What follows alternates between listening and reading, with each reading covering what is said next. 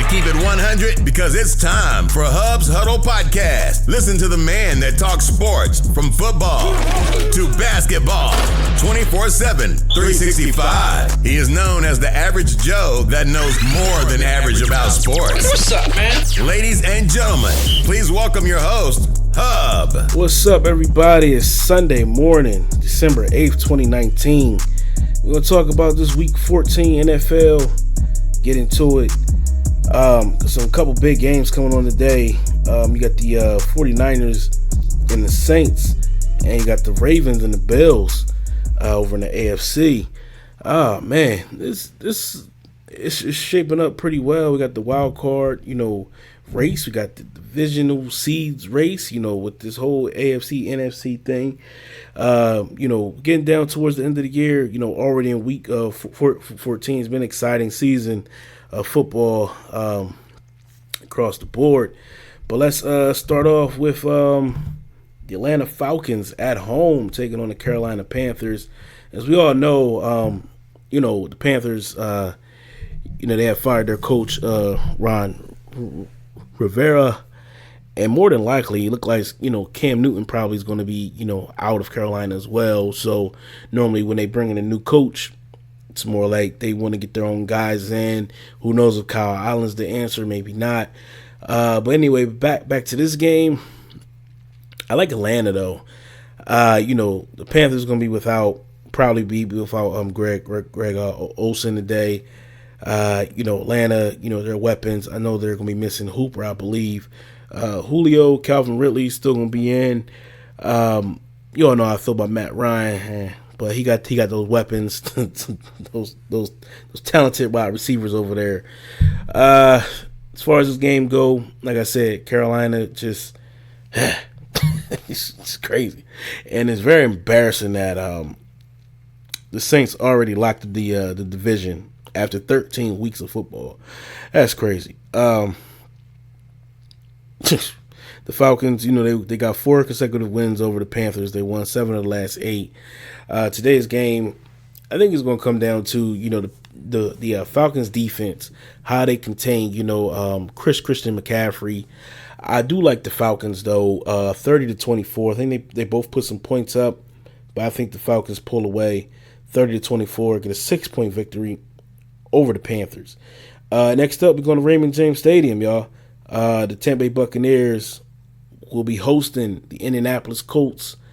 And, man, the Colts started off on fire, man. They were like 5-2 at the beginning of the year, man. Now they're at 6-6.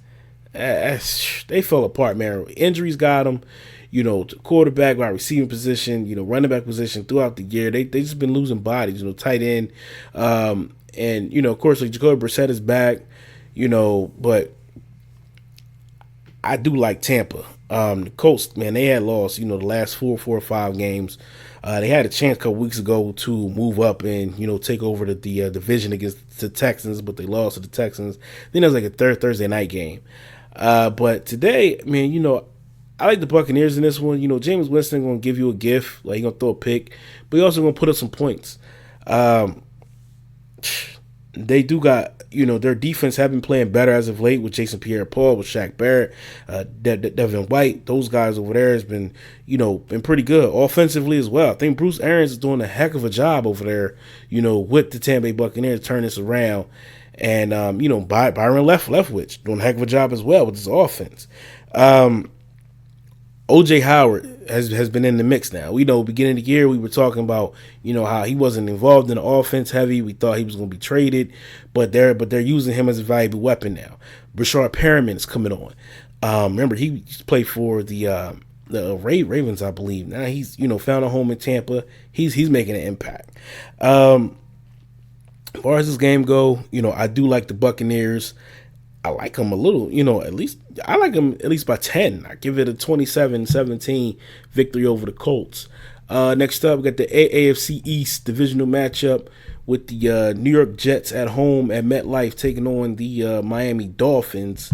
This game right here, Dolphins beat them early in the year, or a couple weeks ago rather. It was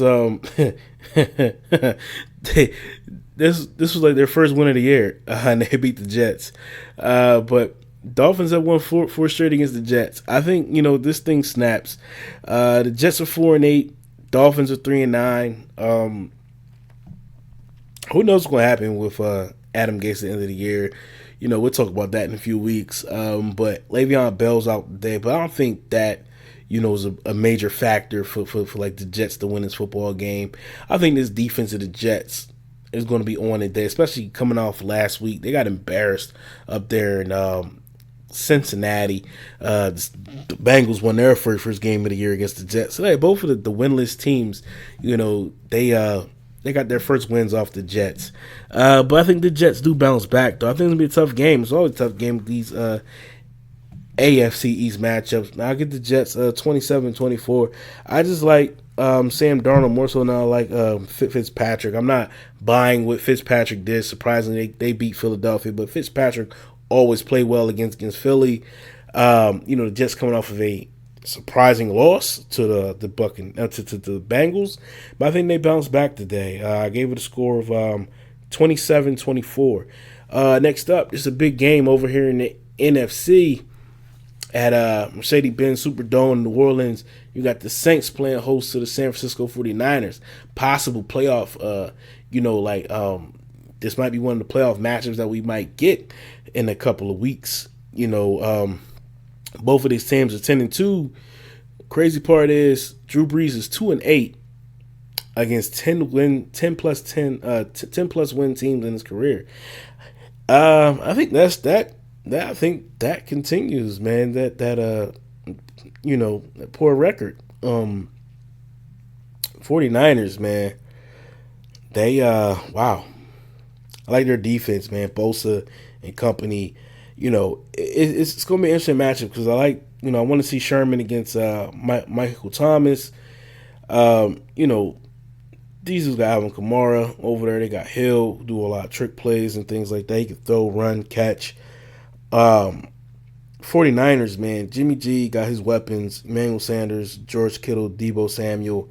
They got the run game with Tevin Coleman, Matt Breida. They are loaded on offense. And my thing is, if Jimmy Garoppolo, how he's going to work under the pressure. I know he's going to be put under pressure again in this game. Let's see how he overcomes that.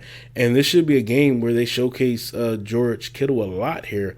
I don't see anybody on that Saints defense that can, cover George Kittle. This should be a big game for him. I do like the 49ers in this game. Give me a score 27-20.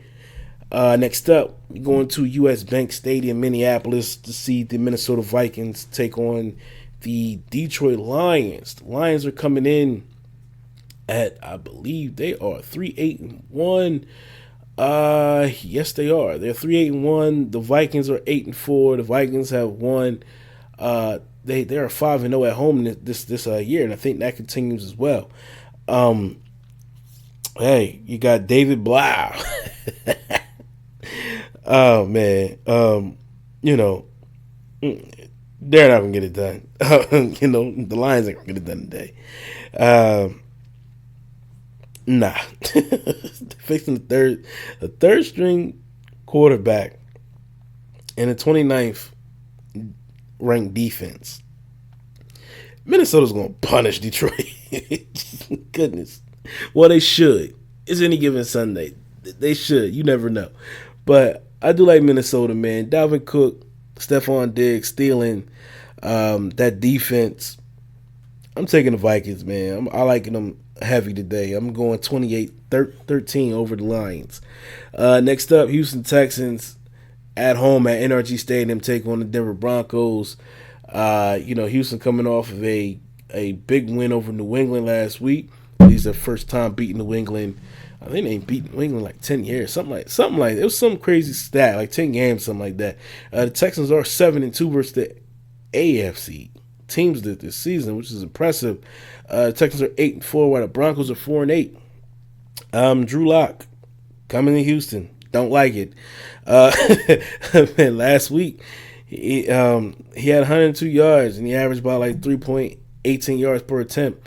I think the Texans are going to duplicate what the Chargers did, blitz him like crazy and force them to make some mistakes. I can see that happening.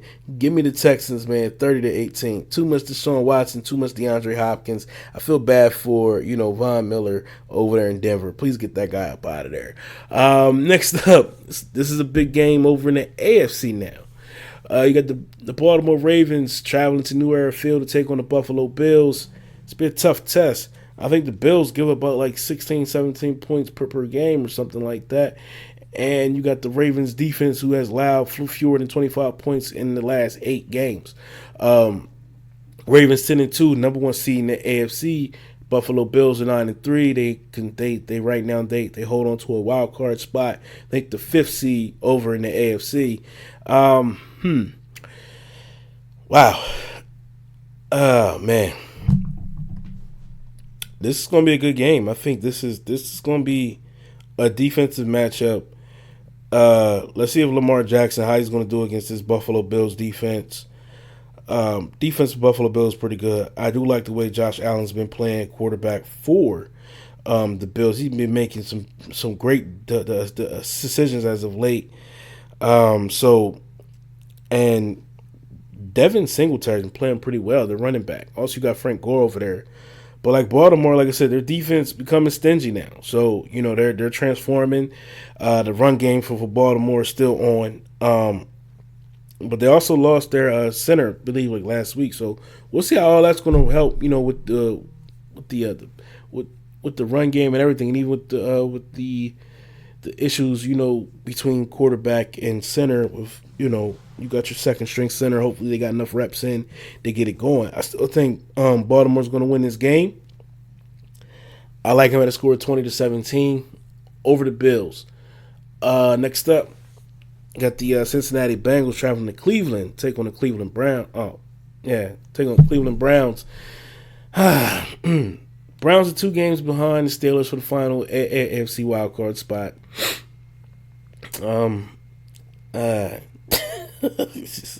Bengals are a train wreck. Browns are a train wreck. Odell Beckham don't want to be in Cleveland. Cincinnati Bengals still no AJ Green, rotating that quarterback.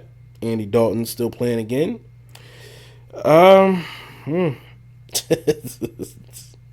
Joe Mixon is the bright spot, though. The running backs in this game is the bright spot. Nick Chubb, Joe Mixon, Kareem Hunt. They are the top spots. Like the bright spots in this whole game. So I see, Joe Mixon going to have himself a good game today. But I do like the Browns. I like the Browns 27-20. I think Kareem Hunt's impact with this Cleveland, offense has been really good. But I just got you got an unhappy wide receiver. That's a wash thing. Browns beat the Bengals 27-20. Next up, going to Lambeau, man. We got the Green Bay Packers taking on the Washington Redskins. The Packers are 9-3. Got the Redskins at 3-9. Surprisingly, the Redskins have a chance to win that division. It's crazy. The Cowboys got to lose out. Eagles got to lose out after beating the Cowboys, and the Redskins have to win out. And the Redskins be in the NFC East champions. But I don't think they will, because I think they lose today. Aaron Rodgers has been, phenomenal against the Redskins in the last 4 games. 11 touchdowns, 0 interceptions. I think that streak continues today. I think he's going to add another about 4 TDs today against the Redskins. Just offensively, Green Bay got some firepower. Defense been playing pretty okay. So let's see. Expect some turnovers by this Green Bay defense. Give me the Packers, man. It might get ugly, but I'm going to go with 34-17 as of right now. Next up, we got the LA Chargers traveling to Jacksonville to take on the Gardner Minshew Mania in the Jacksonville Jaguars. As you all know, Nick Foles was benched in favor of Minshew.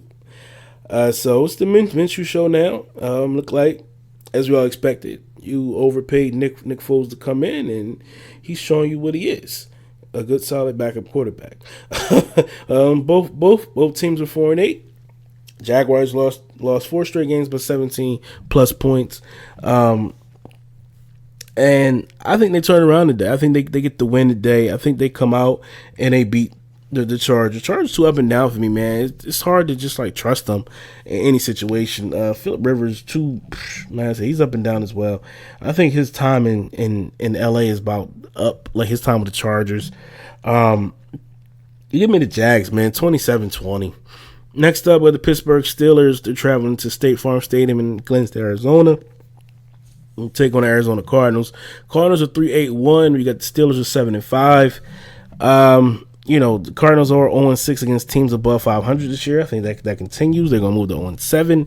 I do like the I do like the Steelers defensively. Props to Mike Tomlin, man. At the beginning of the year, we were all talking about, this could be, his last year in Pittsburgh. He turned that program around, man. Like, that whole franchise got turned around. When Roethlisberger went down, we were like, oh man. And then, they bring in, Mason Rudolph, and now he's benched for Duck Hodges. That defense for Pittsburgh is pretty good. Like TJ Watt, Bud Dupree. I don't see what the Cardinals going to do against them. Goodness, James Conner's going to be out though. He's out today. So, you're going to see, Pittsburgh still is pretty good, man. Like, they're pretty good, man. I like the Steelers today, man. Give me a score 27-24. I think they go ahead and eke out the win up there in Arizona. They get it done. Like I said, phenomenal job by Mike Tomlin. He turned his franchise around. And everybody thought they were just done. And they're getting it done. They're holding on to a wild card spot, and I believe they will make the playoffs. Next up, we got the Tennessee Titans against the Oakland Raiders over at the Coliseum in Oakland. I just like the Titans outright in this one. I like Derrick Henry. Ryan Tannehill's been playing great this year for the Titans. I know Derek Carr and company, they are he got a good home record. He's 7-1 in the last 8 home games. The Raiders are 6-6. We got the Titans are 7-5. Titans are trying to get in the playoffs. So is the Raiders. I mean, that West Division isn't quite wrapped up as of right now either, and neither is the AFC South. I mean, so it's still a lot of football to be played, man, and it's just hey. But I do like the Titans though. I like them. Give me the Titans 30-20 over the Raiders. I think they get the job done. Next up, here we go. New England Patriots at home in Foxborough Gillette Stadium taking on the Kansas City Chiefs. Man, you hear me sighing, man, because this is going to be the first time in a long time that I'm going to go against the boys, man.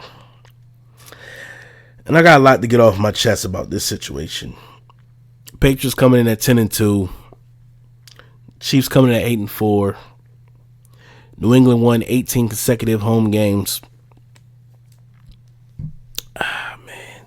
It's rough, yo. It's rough, y'all. Y'all know I'm a Patriots fan, but y'all know I like to keep it real. And I always tell y'all, man, I always say, I'm a Patriots fan and I can't stand a lot of Patriots fans.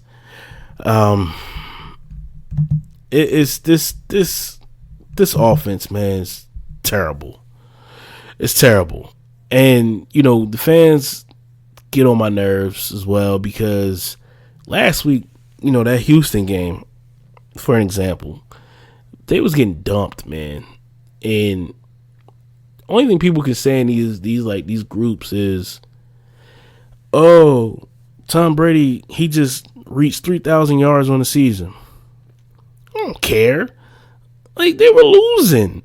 Like, but why? Like, why? You're trying to find a bright spot in the whole crap bucket. Like, man, these dudes was losing. They was getting dumped, and the only thing you can find is that he reached 3,000 yards on the season. Patriots fans, man, they get on my nerves to a certain degree, man. It's like they become annoying, and it's like, yo, like y'all, you dwell on the past, because even after the game, we were 12-4 last year. See how that ended. Yeah, the offense was a lot better last year, and they had a run game. Yeah, and this year they don't have a run game. Their passing game sucks. They're missing a weapon. I've been saying this since the Jets game in Week 3. They've been missing a weapon. I've been saying this since when they played Buffalo. They're missing a weapon.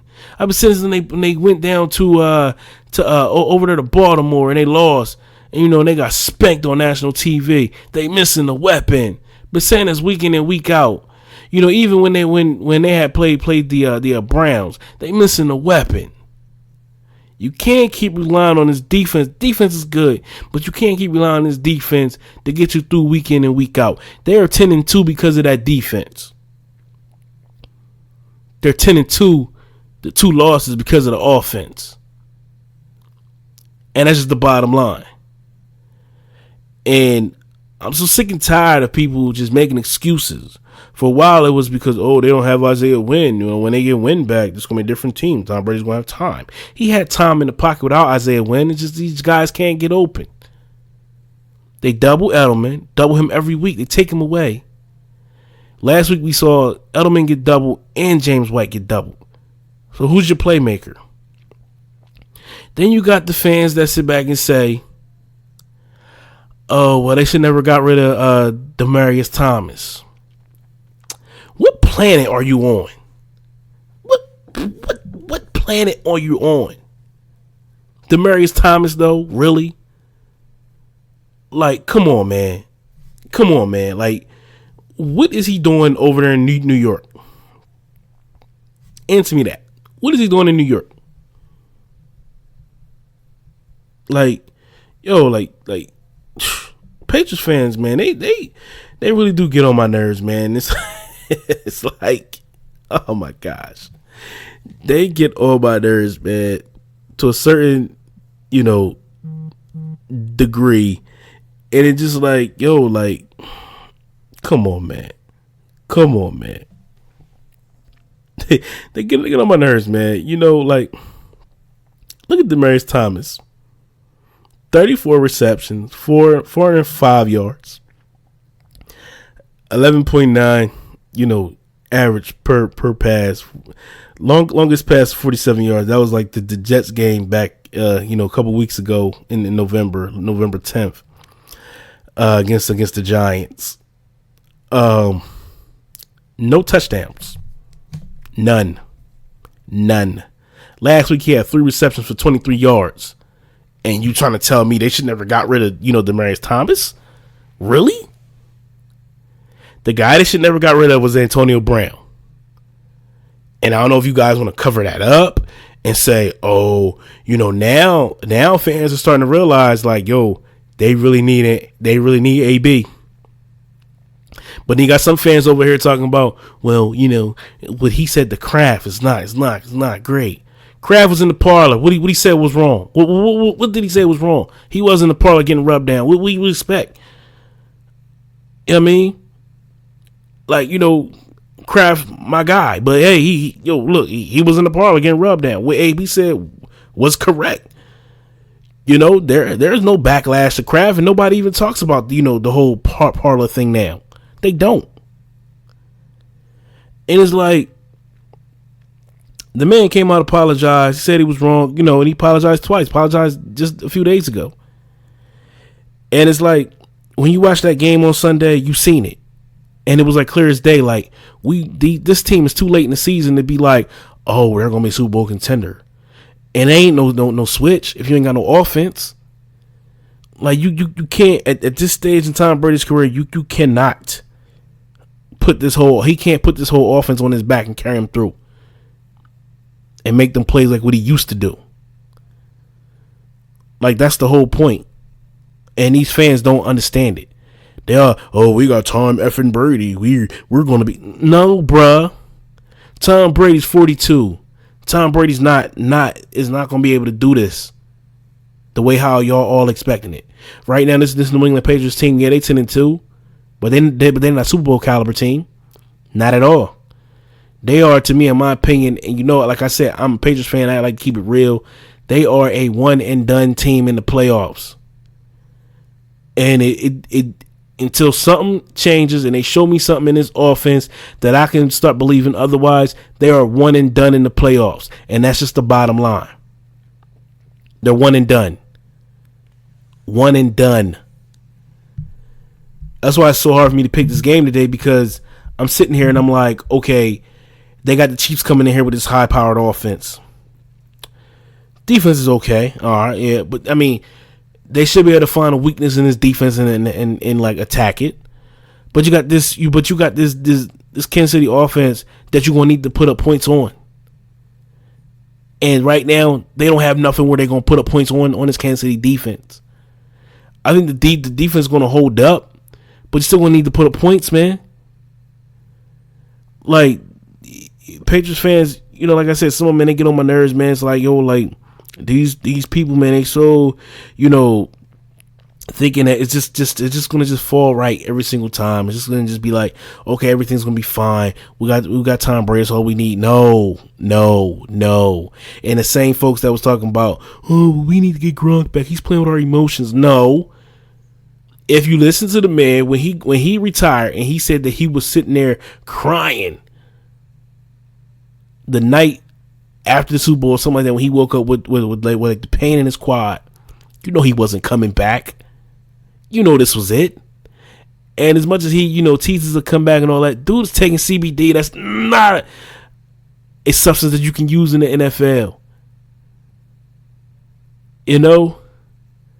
People need to get it together, man. Stop whining and crying about that and just realize what the reality is. The reality is, you need Antonio Brown. You do. You don't need Dez Bryant. I don't know what Dez Bryant going to be. But you did see what that offense looked like with Antonio Brown in it. Then they say, oh, but you never got Josh Gordon. You never got rid of Josh Gordon. Josh Gordon averaging 1 catch a game with Seattle. Stop it. He had, like 3 catches against the 49ers. He had 1 catch against Philadelphia.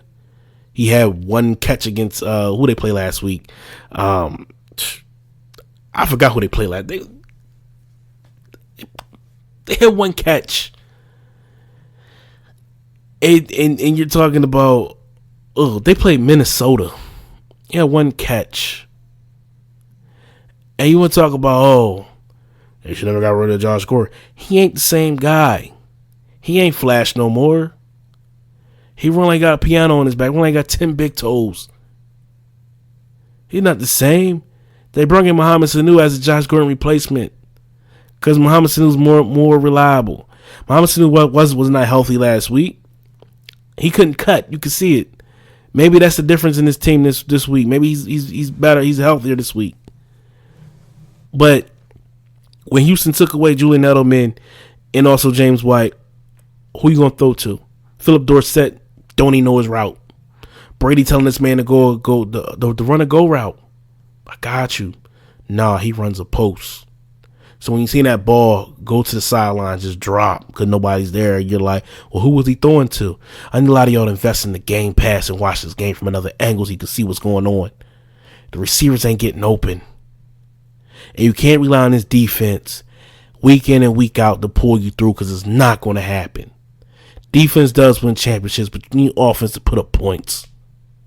And right now, this offense is garbage. Utterly. I'm sick of it. Like, I'm tired of Patriots fans. I don't mean to rant, but this game came up and I got to pick the game. And it's the first time in a long time that I'm going with the Chiefs. Chiefs got a better offense. New England do got a better defense, but the Chiefs got a better offense.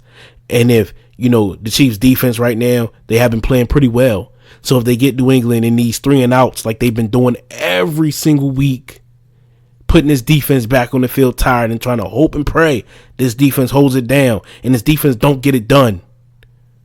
Chiefs are winning today, and they're winning convincingly. They're going to win 28-20 over the Patriots. Take that. That really pissed me off to talk about that. And it's just like I said, the first time that I'm like, normally when I think about a game with the Patriots and I'm like, oh, they're going to lose this week. Normally by like Friday, it's something that like brings me back and be like, nah, they're going to end up winning this game. they're going to win this game. Like, even with the Baltimore game, like I picked New England to win, but during the week I was like, Baltimore's going to beat New England. I don't see them having an answer for Lamar Jackson. And then I was like, you know what? Muhammad Sanu should have a good game. Edelman, Sanu combination, they should get it done. Then Sanu get hurt in that game, and it's like Lamar Jackson and company, they ran all over him. So I'm picking the Chiefs 28-20 over the Patriots. Sorry, Patriots fans. I know you're going to be upset, but it is what it is. Moving on to Sunday Night Football tonight. We got the LA Rams versus the Seattle Seahawks. It seemed like a trap game, man. They got the Rams as a favorite for what reason I don't understand. But, Tyler Lockett, it's not, is not healthy. But, they still got some weapons on offense, the run game and everything. I don't know what happened to the Rams, man. It's been like they're still in the hunt, man. But their record isn't, they should be better than what their record is. But I like Seattle, though. Russell Wilson is, one of the candidates for MVP.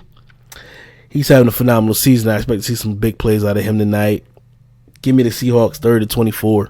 Now, if the Seahawks lose and the 49ers win, 49ers move right back into that top seed over there. They'll actually move over to the number 1 seed over in the NFC. And then our final game of the week is Monday night. Tomorrow night, we got the Philadelphia Eagles at home against Eli Manning in the New York Giants. Eli's getting the start. Eli's back. Got a healthy Saquon Barkley. He got Golden Tate, his weapons. Philadelphia, to combat that, they're going to be wearing all black. Man, like, it's crazy because I got a feeling Eli and company's going to win, but I can't pick the Giants because the Eagles do got the better team, well, on paper. And somebody got to win this NFC East, so somebody got to pull away or get tied up and make it more interesting going into Week 16 with the Cowboys and the Eagles. I like Philly, man, and I know they got some issues, man. It's another report coming out about Doug Peterson wanting to do padded practices, and some of the players wasn't all for it this week. So, I mean, it's a lot going on, man. But give me Philly, man. Just give me a 3-point game. I like Philadelphia 27-24 over the Giants. But I wouldn't be surprised, man. The Giants were sneaky enough to pull one out and beat Philadelphia. So that's it for my picks, man. I got Falcons over Panthers. I got the Buccaneers over the Colts. I got the Jets over the Dolphins. I got the 49ers over the Saints. Got the Vikings over the Lions. Texans over Broncos. Ravens over Bills. Browns over Bengals. Packers over Redskins. Jaguars over Chargers. Steelers over Cardinals. Titans over Ravens. Chiefs over Patriots. Seahawks over Rams. Eagles over Giants. And that's it for my Week 14 picks, man. Look at the playoff situation here. A couple teams can clinch, playoff spot. The Saints already clinched the playoff spot today. We looking at the NFC, that their division at their seedings right now. You got the Saints as the number 1 seed right now. The Seahawks are at the number 2. They both are at 10-2, but of course, it's my phone buzzing with news and updates. But the Saints, they have the tiebreaker over the Seahawks. So it's a big matchup with the Seahawks and the Rams today, and also with the 49ers and the Saints. With a win today, if a win today and the Seahawks lose today, the 49ers can move up to the 1 seed. But looking at the third seed in the NFC is the Green Bay Packers. They still got Minnesota on their heels for that division over in the North, and the 4th seed is the Dallas Cowboys at 6-7. They got Philadelphia and they got Washington on their heels, for that division title over there. And in the hunt, we're gonna look at the wild card projected wild card seeds right now. The 5th seed is the 49ers, which is crazy. They're 10-2. They're gonna be if the season ended yesterday. The 10-2 49ers will be going to Arlington, Texas to take on the 6-7 Cowboys, which is utterly crazy.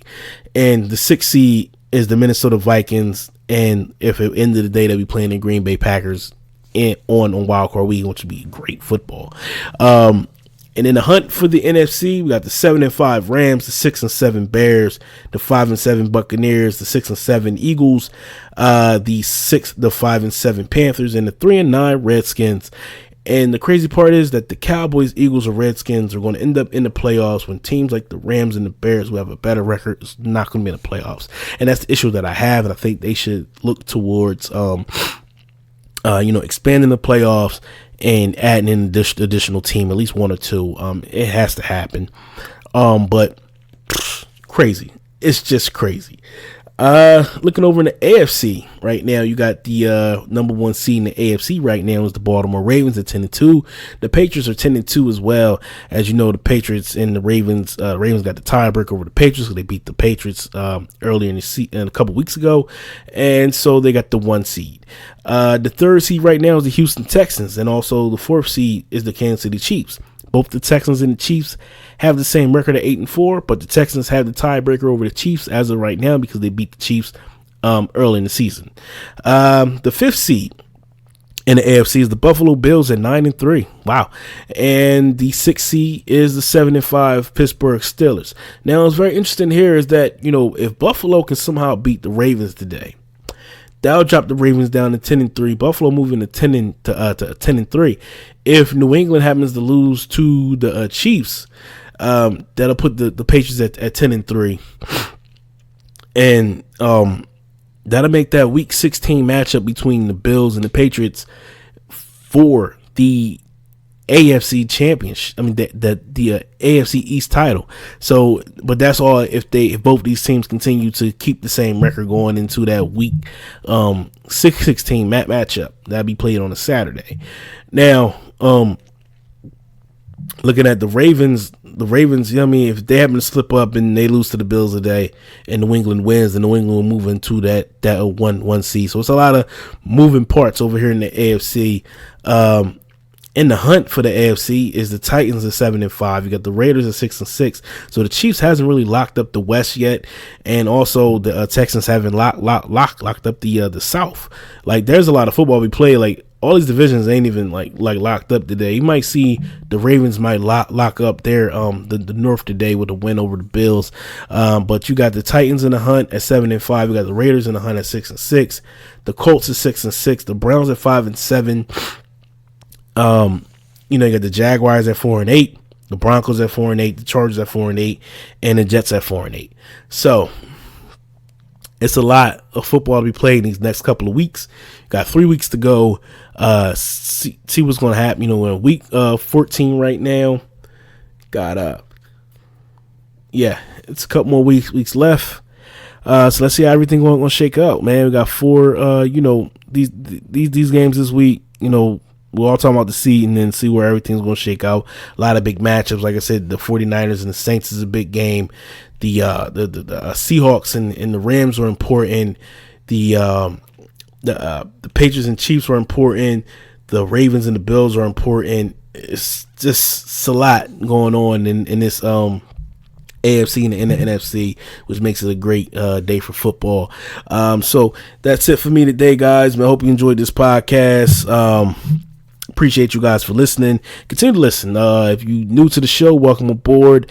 Please continue to like, share this podcast, and send me a comment. Anything. I'm on Instagram at Hubs Huddle, Twitter at Hubs Huddle, Facebook Hubs Huddle. That's the Facebook page. This podcast is on iTunes, Spotify, Google Podcasts, iHeartRadio. There's a bunch of other platforms this podcast is on. You can look it up on Google and just type in Hubs Huddle Podcast, and I will show up everywhere where I'm at. So until next week, y'all be blessed and be safe and enjoy this Week 14 games of the National Football League, and we'll be back to discuss and talk more seedings next week and see how everything shake out. Until next time, it's your boy Hub, and I'm out. Peace.